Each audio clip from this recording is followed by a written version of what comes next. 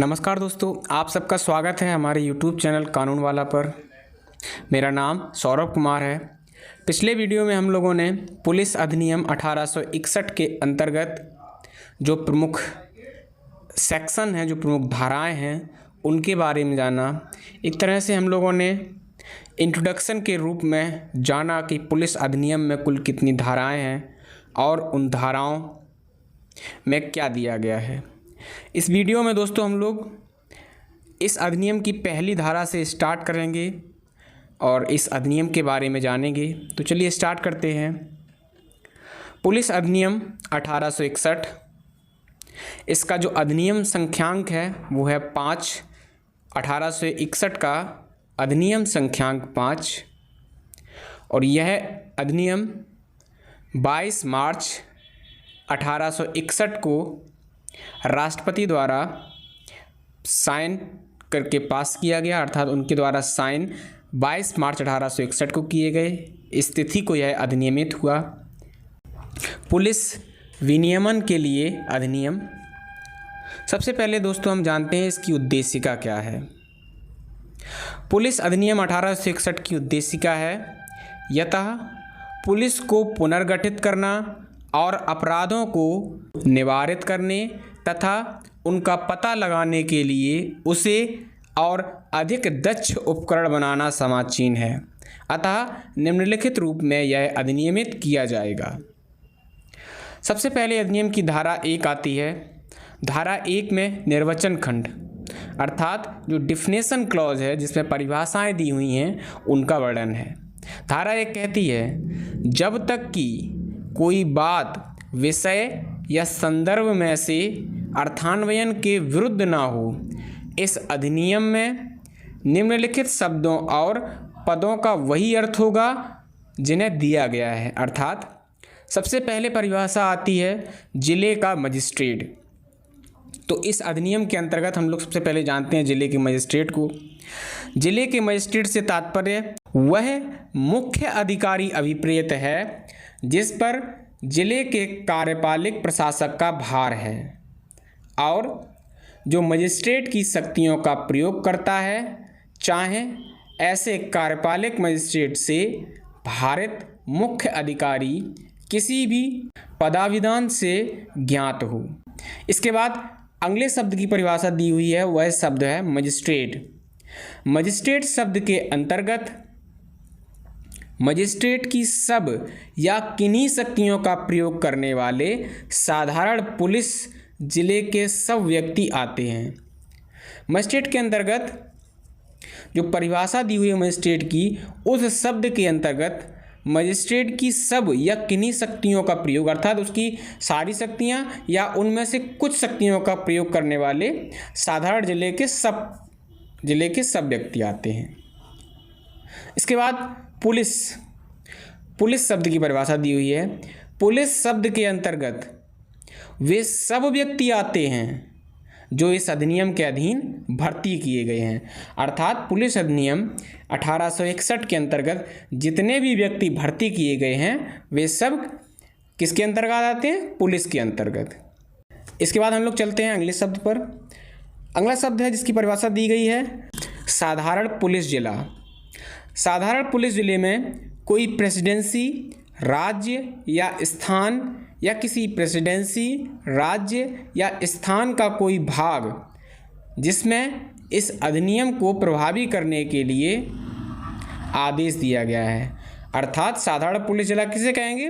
कोई प्रेसिडेंसी राज्य या स्थान या कोई प्रेसिडेंसी राज्य या स्थान का कोई भाग जिसमें इस अधिनियम को प्रभावी करने के लिए आदेश दिया गया है। इसके बाद अगला जो शब्द है इसकी परिभाषा हम लोगों को जाननी है उस शब्द के बारे में, वह है जिला अधीक्षक और जिला पुलिस अधीक्षक। तो जिला अधीक्षक और जिला पुलिस अधीक्षक शब्दों के अंतर्गत सहायक जिला अधीक्षक या अन्य व्यक्ति आता है जिसे किसी जिले में जिला पुलिस अधीक्षक के सब कर्तव्यों या उनमें से किसी का पालन करने के लिए इस अधिनियम के अधीन राज्य सरकार के साधारण या विशेष आदेश द्वारा नियुक्त किया गया है। अर्थात जिला अधीक्षक या जिला पुलिस अधीक्षक के अंतर्गत कौन कौन आता है?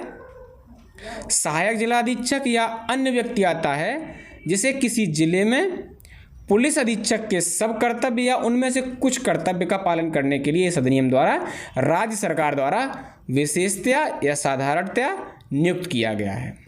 इसके बाद अगली जो परिभाषा हम लोग जाननी है वह है संपत्ति। तो संपत्ति शब्द के अंतर्गत कोई जंगम संपत्ति, धन या मूल्यवान प्रतिभूति आती है। कोई जंगम संपत्ति, यहाँ पर केवल जंगम संपत्ति के बारे में बात की गई है। इसके बाद अगला शब्द है व्यक्ति। व्यक्ति शब्द के अंतर्गत कंपनी या निगम आता है। यहाँ पर व्यक्ति के अंतर्गत कंपनी या निगम आता है। इसके बाद मास। मास शब्द के अंतर्गत कैलेंडर मास अभिप्रेत है, अर्थात जनवरी फरवरी मास जो महीने हैं ये आते हैं। इसके बाद ढोर।